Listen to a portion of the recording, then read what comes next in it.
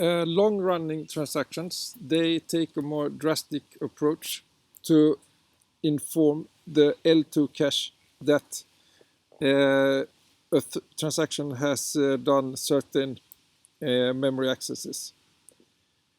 In long-running transactions, it is desired to be able to perform numerous memory accesses, and for that the L1 cache is allowed to contain speculative state.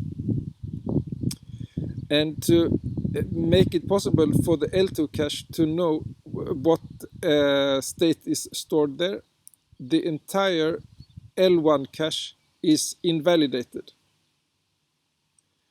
Okay, which means the L1 cache will necessarily inform the L2 cache what is going on, but the state is allowed to be stored in the L1 cache. Now the question is, how can different transactions store the same data in the L1 cache?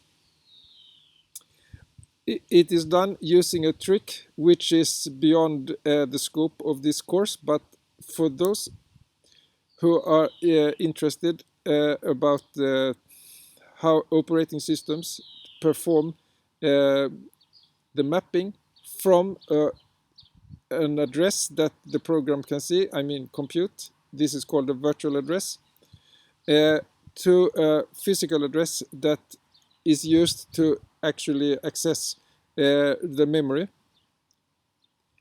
That I will explain it now, but the trick is that different threads or transactions use different mapping from the virtual address to the physical address.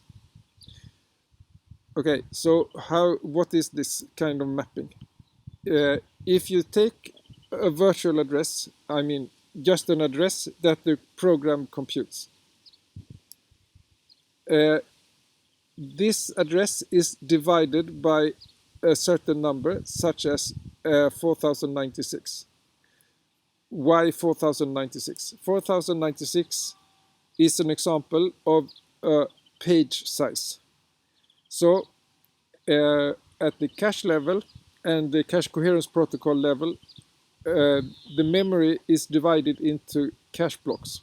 But for the operating system to set, for instance, read, write, execute permissions, and to move data from memory to the disk, it is instead using so-called pages. A page is, for example, 4096 bytes big.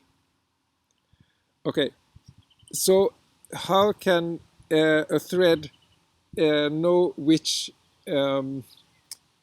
place in the physical memory, I mean in memory, to use?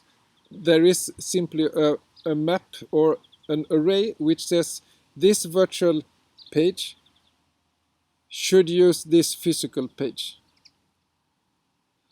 Okay, and so for every memory access, this table has to be read, but that would be too slow. So instead there is a cache of such translations, I mean a cache of mappings from virtual to physical page numbers, and that is the TLB, translation look-aside buffer. Okay, so what is done is that different transactions use different mappings. So the L1 cache doesn't realize that it's really the same virtual address, because it sees different physical addresses.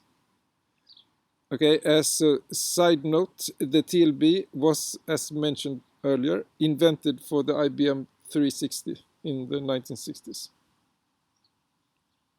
Okay, so for long-running transactions, it is expected that invalidating the L1 cache once at the start of a transaction is not hurting performance too much.